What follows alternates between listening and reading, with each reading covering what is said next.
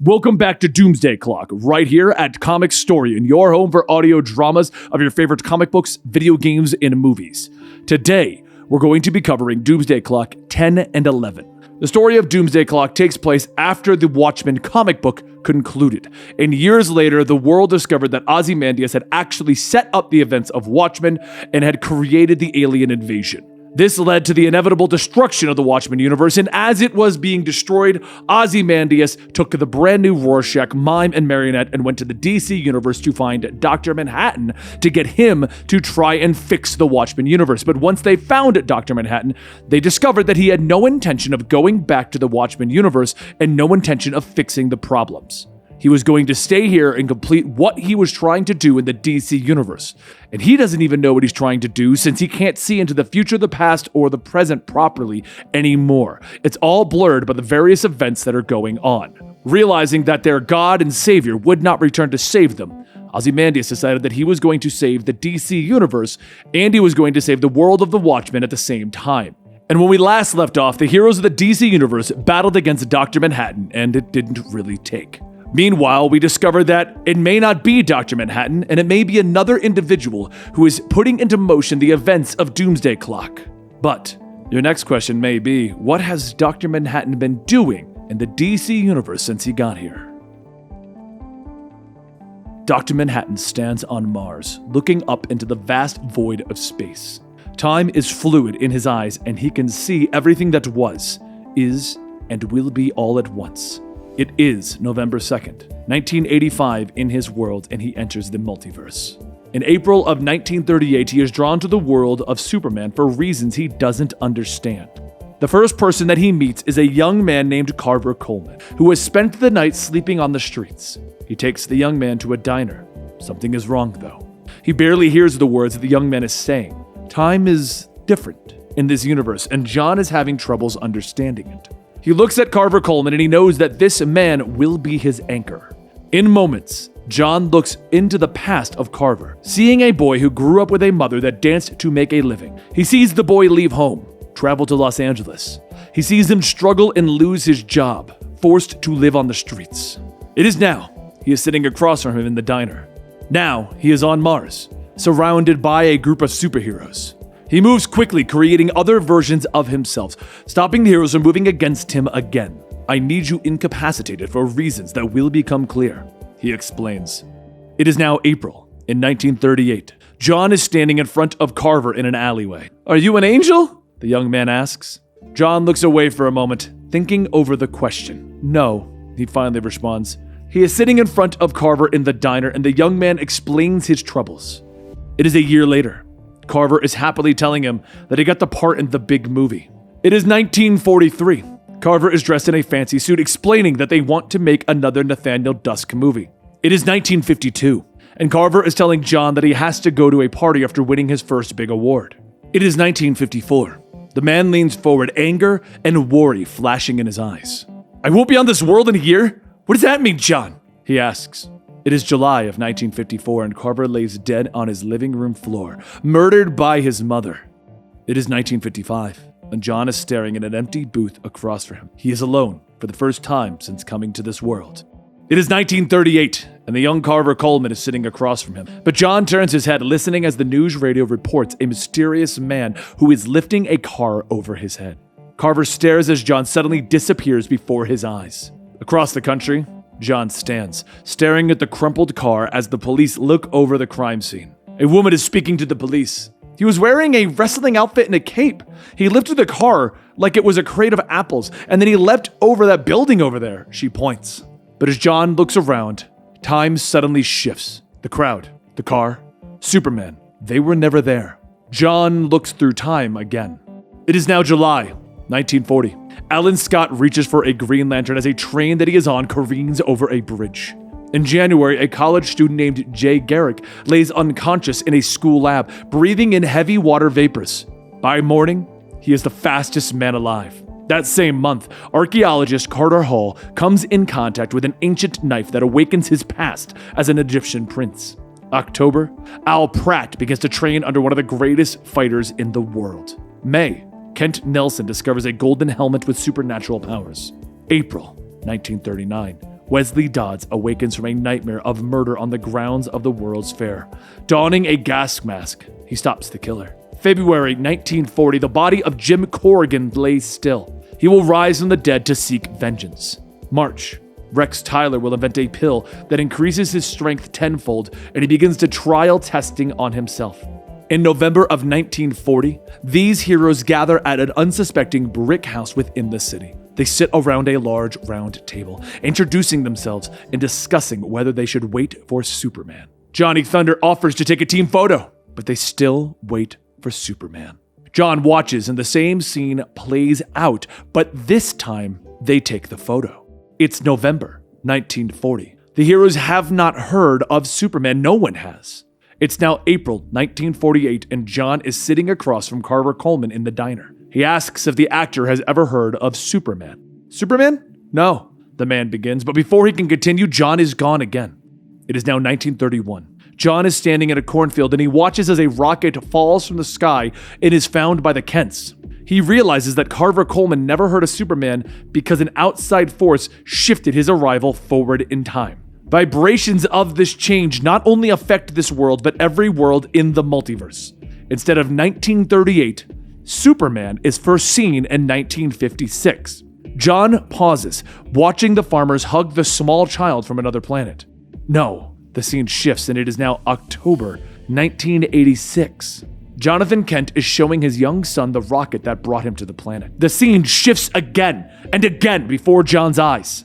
It is the same event, altered slightly to fit within the timeline.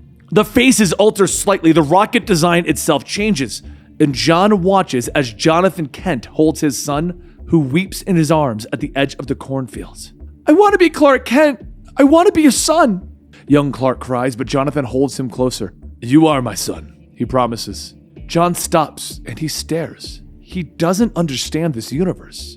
Time shifts again. It is now May 1949, and a young Clark sits by his parents' bedside as they are passing away, tears in his eyes. October 1986, his parents are alive, helping him put the finishing touches on a uniform that he will wear as Superman. John stands by the gravestones of the Kents. He misunderstood this world. He looks forward in time, following the trail of Superman's influence, and he realizes that this universe is more than it appears, and it is all connected to Superman.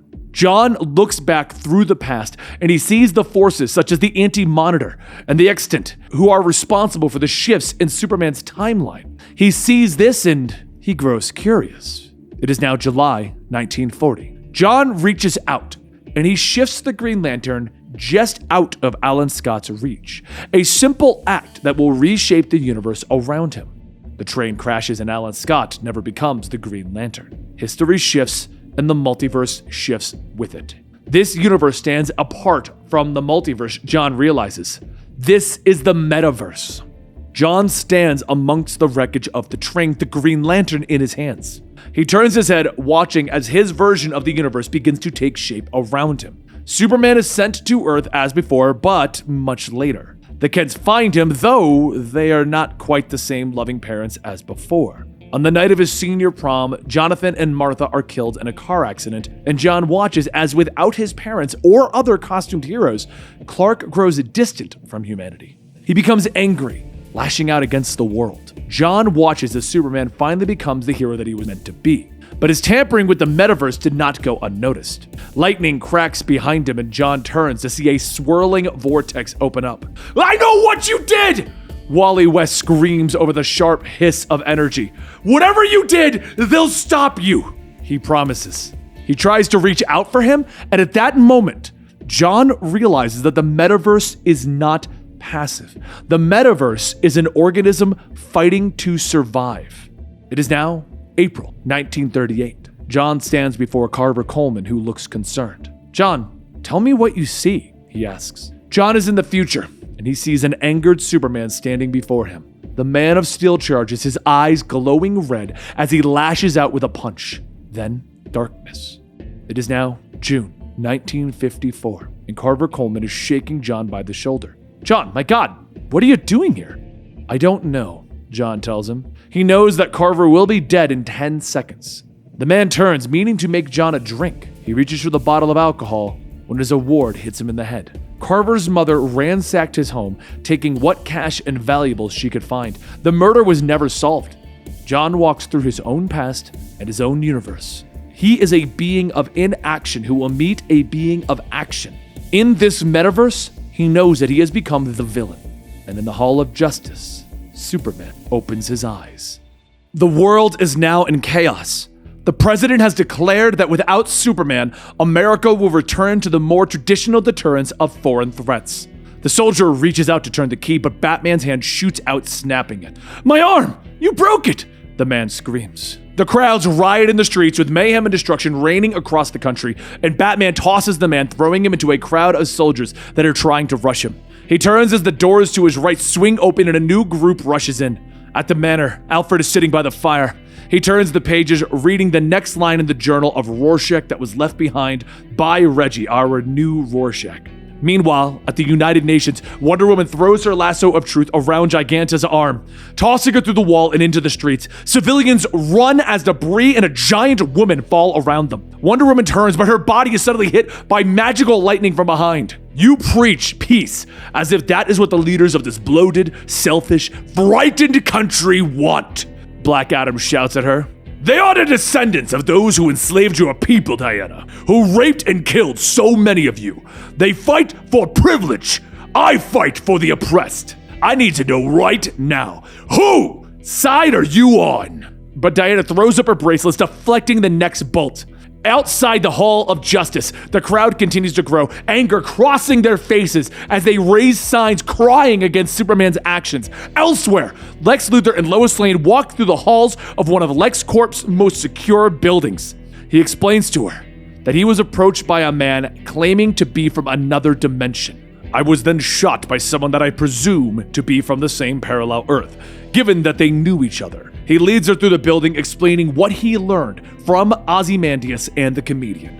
Meanwhile, back at the Hall of Justice, Clark struggles, pulling himself out of his bed. And over in his lair, Adrian Veidt sits, watching his monitors. The news continues across the world, showing riots and meteorological destruction across the globe. He continues to watch until he realizes that one of the voices isn't coming from the television. "Yes, I hear you," he says as he stands. "All these screens, I thought you were one of them." He walks through the lair, Babastis in his hand, and he passes the cell of Johnny Thunder where the old man sits crying. He finally stops at the door of Saturn Girl. "What do you want?" "I know why I can't read your mind," she tells him, speaking from the shadows thrown off the window on the wall. Adrian smiles. Meanwhile, at LexCorp, the large door slides open, and inside, Lex places his finger on a fingerprint screener.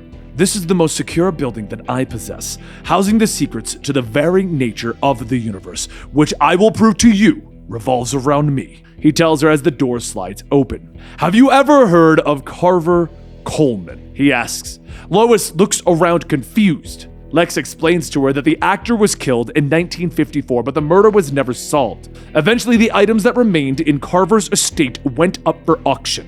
"One of those items belongs to me," he tells her, holding up an old photograph. Lois takes the picture confused, asking, "What is so special about this?" And Lex tells her, "I've been tracking strange anomalies since I was a boy. The story behind this picture has always eluded me." 2 years ago, Lex was moving through a dark field in the night. A flash of energy behind some trees drew his attention and he pushed through. On the other side, he witnessed the Flash and Wally West hugging. "How could I ever forget you?" the Flash asked, but Lex discovered that the flashes were not the cause of the energy spikes. He turns and he sees a photograph lying in the grass. "This picture is connected to the rebirth of Kid Flash?" Lois asks. "In a way, it is. I found coronal debris in the area, including the film I sent you and personal items connected to Wally West. Evidence that our reality has been altered, but it was the photograph that was the true anomaly." Lois walks in behind Lex but stops short, her eyes and mouth wide open in shock. The room is lined with duplicates of the photograph that Lois is holding in her hands. "I found them all over America. Each is absolutely identical. From what I've been able to piece together, the one in your hand was the first, back in 1938. But if you look at John's suit, it comes from a much later era. the 50s, it would appear. Lex tells her that he believes that someone is leaving these photos as they travel through time, but Lois asks him why. I don't think that they're aware of it, Miss Lane, but whoever they are more powerful than any other being that I've encountered.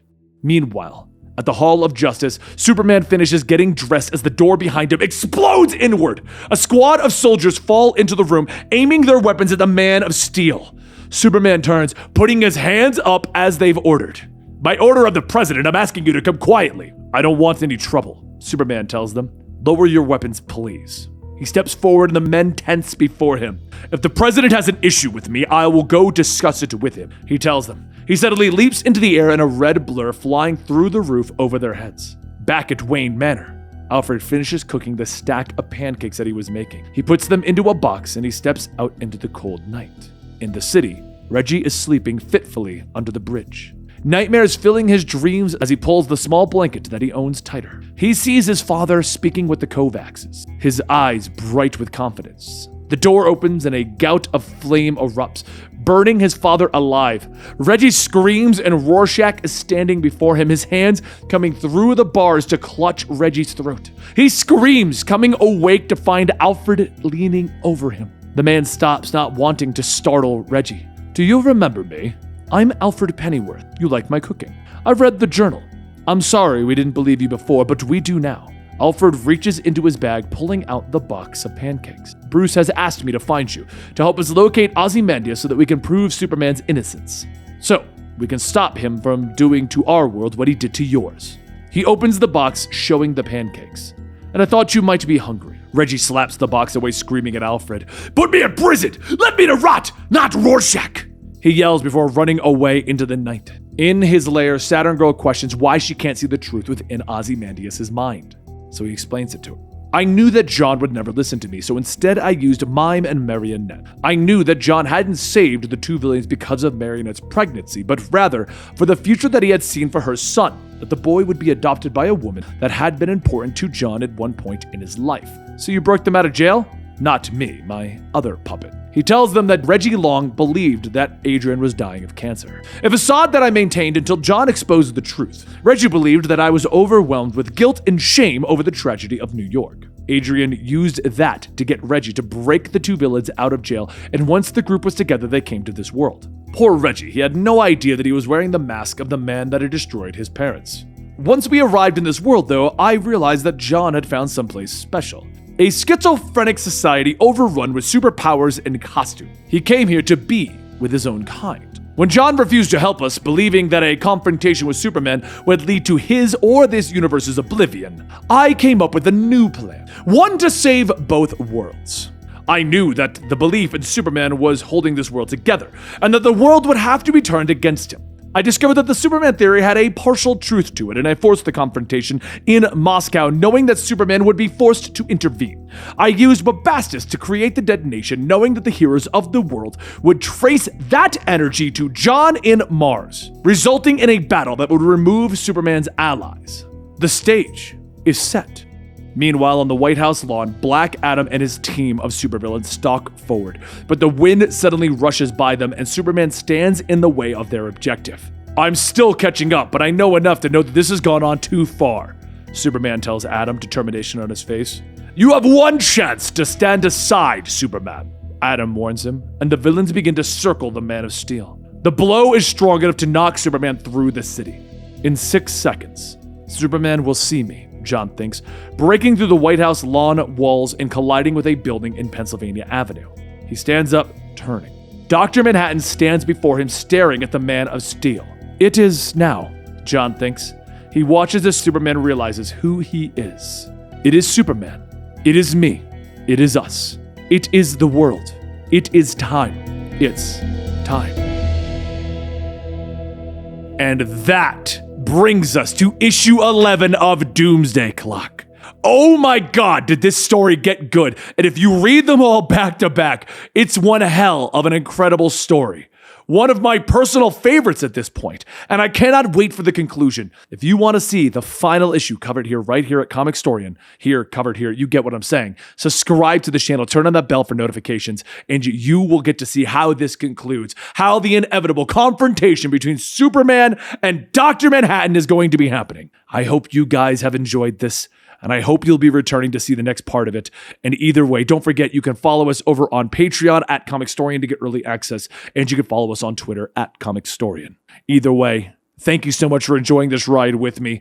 We haven't done a story this back-to-back in a very long time, and I hope you guys have enjoyed the daily coverage of Doomsday Clock that we've been giving you at this point. Either way, it is now. It's time, and I'll see you tomorrow.